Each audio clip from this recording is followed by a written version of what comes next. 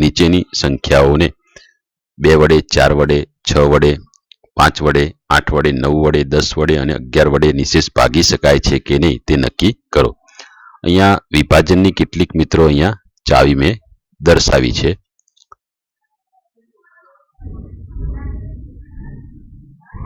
Okay, તો આ જે ચાવી દર્શાવી છે મિત્રો, બરાબર, એનો આપણે ઉપયોગ કરીશું અહીંયા અને દાખલા પણ આપણે ગણીશું। તો આપણે જોઈ લઈશું। તો અહીં મિત્રો એક કોષ્ટક છે જેનો આપણે ઉપયોગ કરવાના છીએ। તો પ્રથમ આપણે સંખ્યા અહીંયા લખીશું। તો આપણી સંખ્યા આપેલી છે 128। તો 128 ને મિત્રો 2 વડે 3 વડે 4 વડે 5 વડે 6 વડે 8 વડે 9 વડે 10 અને 11 વડે નિશેષ ભાગી શકાય છે કે નહીં તે આપણે નક્કી કરવું છે। તો પ્રથમ આપણે જોઈશું તો 2 વડે ભાગી શકાય છે કે નહીં। તો એના માટેનો એ નિયમ છે, જે સંખ્યાનો એકમનો અંક 0, 2, 4, 6 કે 8 હોય તે સંખ્યાને 2 વડે નિશેષ ભાગી શકાય। તો અહીંયા 128 સંખ્યા છે, એનો એકમનો અંક 8 છે જે અહીંયા દર્શાવે છે, માટે આને આપણે નિશેષ ભાગી શકીશું। ઓકે, તો અહીંયા આપણે જવાબમાં લખી દઈશું કે હા, નિશેષ ભાગી શકાશે। આગળ જોઈશું મિત્રો 3 વડે। તો જે સંખ્યાના અંકોના સરવાળાને 3 વડે નિશેષ ભાગી શકાય તે સંખ્યાને પણ 3 વડે નિશેષ ભાગી શકાય છે। તો અંકોનો સરવાળો મિત્રો આપણે કરવો પડશે। તો અહીંયા 3 સંખ્યા છે, 128 સંખ્યા છે, એટલે અહીંયા 3 અંકો છે, 1, 2 અને 8। આ 3નો સરવાળો મિત્રો થાય છે 11। ઓકે, તો જો 11 ને આપણે 3 વડે ભાગી શકીએ નિશેષ, તો પછી 128 ને પણ 3 વડે ભાગી શકાય। તો અહીંયા 11 ને આપણે 3 વડે ભાગીશું તો 3 તરી 9 થશે, અહીંયા 2 શેષ વધશે, માટે 3 વડે 11 ને નિશેષ ભાગી શકાતા નથી, કારણ કે શેષ અહીંયા 2 વધે છે। ઓકે, તો આપણે કહી શકીએ કે ભાઈ 3 વડે આને ભાગી શકાશે નહીં। તો અહીંયા જવાબમાં આપણે મિત્રો શું લખવું પડશે? તો અહીં જવાબમાં આપણે ના લખીશું, તો કે ના। ઓકે, ચલો 4 માટે જોઈ લઈએ। તો 128 ને 4 વડે ભાગી શકાય કે નહીં? તો એના માટેનો પણ નિયમ છે, જે સંખ્યાના એકમ અને દશક અંકોની બનતી સંખ્યા, જે સંખ્યાના એકમ અને દશક 2 અંકોથી બનતી સંખ્યાને જો 4 વડે નિશેષ ભાગી શકાય। હવે અહીં મિત્રો 128 છે, તો એનો એકમનો અંક 8 અને દશકનો અંક 2 છે, તો એકમનો દશકથી બનતી સંખ્યા 28 છે।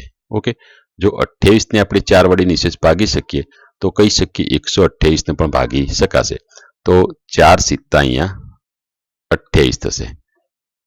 ઓકે, તો 4 વડે 28 ને ભાગી શકાય છે, તો 128 ને પણ ભાગી શકાય, માટે અહીંયા જવાબમાં મિત્રો શું આવશે? હા। ઓકે, આગળ જોઈએ આપણે 5 વડે। તો અહીં લખ્યું છે, જે સંખ્યાનો એકમનો અંક 0 અથવા 5 હોય તે સંખ્યાને 5 વડે નિશેષ ભાગી શકાય।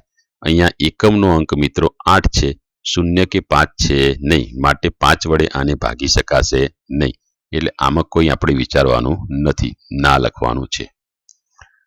આગળ જોઈએ 6 વડે ભાગી શકાય કે નહીં? તો જે સંખ્યાને 2 વડે ભાગી શકાય અને 3 વડે ભાગી શકાય નિશેષ, તો એ સંખ્યાને 6 વડે નિશેષ ભાગી શકાય। તો અહીં મિત્રો તમારે ખાસ યાદ રાખવાનું, જો અહીંયા દર્શાવ્યું છે કે 2 વડે નિશેષ ભાગી શકાય છે 128 ને, પણ 3 વડે ભાગી શકાતા નથી। તો 2 વડે અને 3 વડે બંને વડે ભાગી શકાતા હોય તો જ 6 વડે ભાગી શકાય। તો અહીંયા આપણે જવાબમાં મિત્રો શું લખીશું? તો જવાબમાં લખીશું ના। કેમ ના? કારણ કે 2 વડે ભાગી શકાય છે પણ 3 વડે ભાગી શકાતા નથી। 6 વડે ભાગાવવા માટે 2 અને 3 બંને વડે સંખ્યાને ભગાતા હોવા જરૂરી છે, નિશેષ ભાગી શકતા હોવા જરૂરી છે। ઓકે, 8 માટે જોઈ લઈએ। તો 8 માટેનો નિયમ શું છે મિત્રો? જે સંખ્યાના છેલ્લા 3 અંકો એટલે કે એકમ, દશક, 100 જે અંકો બન્યા છે એ સંખ્યાને 8 વડે ભાગી શકાય। હવે અહીં તો ઓલરેડી મિત્રો 3 અંકની જ સંખ્યા છે, પણ જો કદાચ 5 અંકની સંખ્યા હોય તો આપણે છેલ્લા 3 અંકો લેવાના.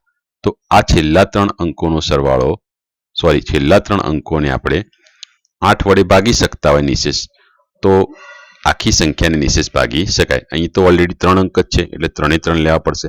ચલો 8 વડે ભાગીશું. 8 એકા 8 અને 8 દુ 16, એટલે આપણે નાની કિંમત 8 એકા 8 લઈશું તો 4 વધશે, અહીંયા 8 આવશે. 8 ચોક 32, 8 પંચા 40 ને 8 છગ 48 થશે. તો અહીં મિત્રો શેષ આવતી નથી, એટલે કે નિશેષ ભાગી શકાય છે. ઓકે, તો 8 વડે ભાગી શકાય છે, તો 128 ને અહીંયા 8 વડે ભાગી શકાશે. માટે આપણે અહીંયા ડાયરેક્ટ લખી દેવાનું કે હા સાહેબ આ ભાગી શકાશે. ઓકે, આગળ 9 માટે જોઈ લઈએ. તો 9 માટેનો પણ નિયમ છે. જે સંખ્યાના અંકોનો સરવાળો 9 વડે નિશેષ ભાગી શકાય. તો અંકોનો સરવાળો એટલે અહીંયા 1, 128 ના 3 અંક છે, 1, 2 અને 8.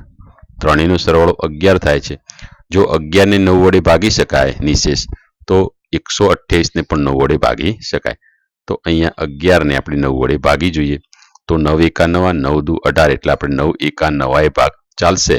તો શેષ વધશે 2, એટલે નિશેષ ભાગી શકાતા નથી. માટે 128 ને પણ ભાગી શકાય નહીં. તો અહીંયા મિત્રો તમારો જવાબ આવશે ના. ઓકે, 10 વડે જોઈ લઈએ. તો 10 માટેનું શું પ્રોસેસ છે? તો જે સંખ્યાના એકમનો અંક 0 હોય તે સંખ્યાને 10 વડે નિશેષ ભાગી શકાય.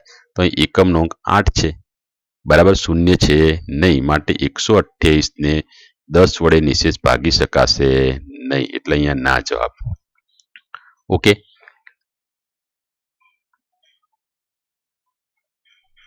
અહીંયા આપણે ના જવાબ લખીશું.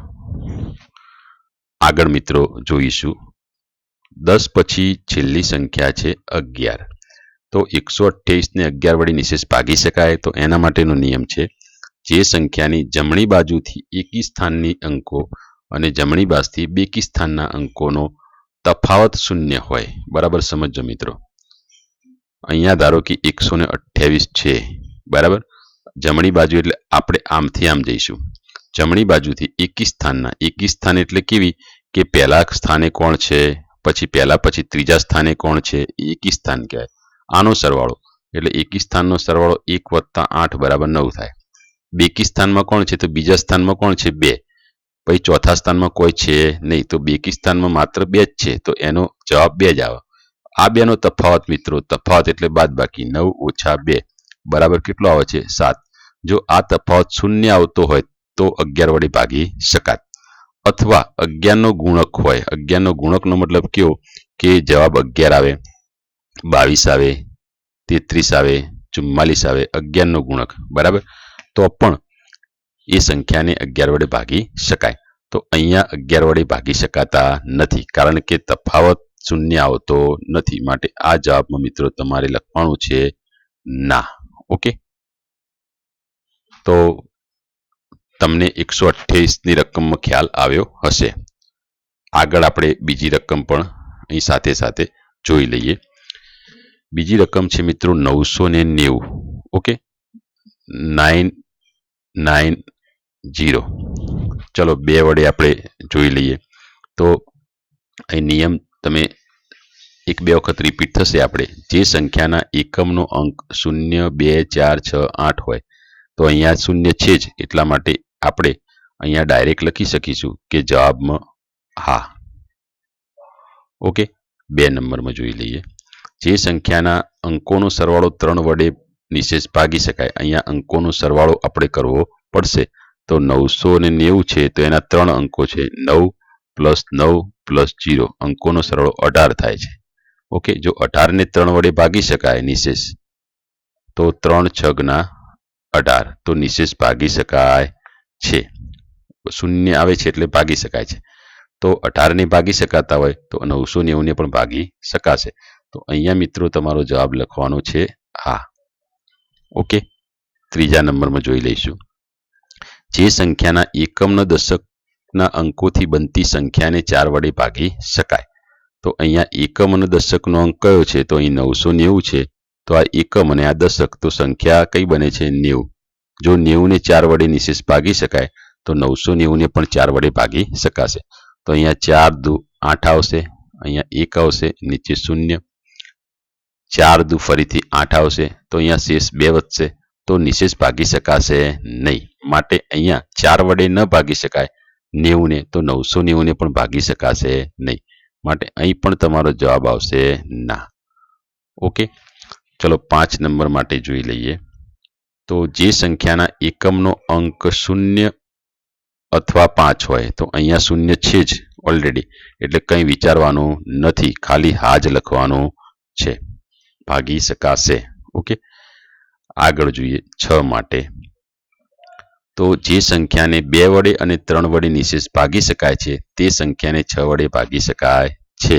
તો અહીંયા 2 વડે ભાગી શકાય છે, 3 વડે ભાગી શકાય છે, તો 6 વડે પણ ભાગી શકાશે. એટલે અહીંયા પણ મિત્રો તમારે લખવાનું છે હા. કેમ? કારણ કે 2 વડે ભાગી શકાય, 3 વડે ભાગી શકાય, તો 6 વડે ભાગી શકાશે. આગળ જોઈએ આપણે 8 વડે. તો જે સંખ્યાના છેલ્લા 3 અંકો એકમ, દશક, સો, એટલે અહીં 3 જ ઓલરેડી આપ્યા છે, 990 જ છે. જો 5 સંખ્યા હોય તો છેલ્લા 3 અંકો જ ગણતરીમાં લેવાના. તો જો આ 990 ને 8 વડે નિશેષ ભાગી શકાય, તો અહીંયા જોઈ લઈએ, 8 એકા 8 થશે, અહીં 1 વધશે, અહીં 9, 8 દુ અહીંયા 16 મૂકીશું, અહીંયા 3 વધશે, અહીં 0, 8 તરી અહીંયા 24 મૂકીશું, તો અહીંયા 6 શેષ વધશે. મતલબ કે નિશેષ ભાગી શકાતા નથી. તો આપણે લખીશું કે 8 વડે 990 ને ભાગી શકાતા નથી, નિશેષ માટે ના. આગળ જોઈશું મિત્રો 9 વડે. તો જે સંખ્યાના અંકોનો સરવાળો 9 વડે નિશેષ ભાગી શકાય, તો અહીંયા 990 ના અંકોનો સરવાળો મિત્રો કેટલા થશે? તો 9 + 9 + 0 બરાબર 18. જો 18 ને આપણે 9 વડે ભાગી શકીએ, તો 18 ને 9 વડે ભાગીએ તો 9 દુ 18. ઓકે, તો નિશેષ ભાગી શકાય છે. તો 9 વડે જો 18 ને ભાગી શકાય આના સરવાળાને અંકોનો, તો 990 ને પણ ભાગી શકાશે. માટે અહીંયા પણ મિત્રો લખવાનું છે હા. 10 નંબરમાં જોઈ લઈશું. તો જે સંખ્યાના એકમનો અંક 0 હોય તે સંખ્યાને 10 વડે નિશેષ ભાગી શકાય. અહીંયા ઓલરેડી એકમનો અંક 0 છે જ. ઓકે, તો અહીંયા તો આપણે હા લખી જ દેવાની. આગળ જોઈશું મિત્રો 11 માટે. તો જે સંખ્યાની જમણી બાજુથી એકી સંખ્યાની સ્થાનના અંકો અને જમણી બાજુથી બેકી સંખ્યાના સ્થાનના અંકો અને એમનો તફાવત જો 0 આવતો હોય અથવા 11 ના ગુણક હોય, બરાબર સમજો. 990 છે મિત્રો, તો 990 ને અહીંથી જમણી બાજુ કહેવાશે. તો આ પહેલા નંબરે છે, આ ત્રીજા નંબરે કિંમત છે. આને કહેવાય એકી સંખ્યાઓ. કેવી કહેવાય? એકી. તો એકી સંખ્યાઓ કઈ કઈ છે? સોરી, એકી સ્થાનની સંખ્યાઓ કઈ કઈ છે? એકી સ્થાનની સંખ્યાઓ આ પહેલા નંબરની, ત્રીજા નંબરની. તો 9 + 0 સરવાળો કરીશું તો જવાબ 9 મળશે. ચલો, બેકી સ્થાનની કિંમતો કઈ છે? તો બેકી સ્થાનની કિંમતો એટલે જે બીજા સ્થાને હોય, ચોથા સ્થાને હોય, તો એક જ સંખ્યા છે 9, એટલે એનો પણ જવાબ 9 આવે. આ બેનો તફાવત લેવાનો. 9 - 9 બરાબર કયો આવે છે? 0. તો અહીં એવું કહે છે કે સંખ્યાની જમણી બાજુથી એકી સ્થાનની કિંમતોનો સરવાળો કરો, બેકી સ્થાનની કિંમતોનો સરવાળો કરો અને બંનેનો તફાવત લો. એટલે આપણે બંનેના જવાબનો શું લીધો? તફાવત. જો 0 આવતો હોય તો 11 વડે ભાગી શકાય, અથવા 11 ના ગુણક હોય એટલે કે તમને જવાબ 11 મળે, 22 મળે, 33 મળે, તો એને 11 વડે ભાગી શકાય. અહીંયા તફાવત 0 આવે છે, માટે આપણે કહી શકીશું કે 990 ને 11 વડે ભાગી શકાશે. માટે જવાબ લખીશું હા. ઓકે, તો અહીંયા બે સ્થાન કિંમત બેની આપણે 2 વડે 3, 4, 5, 6, 8, 9, 10 અને 11 વડે નિશેષ ભાગી શકાય છે કે નહીં એની આપણે ચર્ચા કરી. હવે આગળ બીજી બે સંખ્યાઓ જોઈ લઈએ.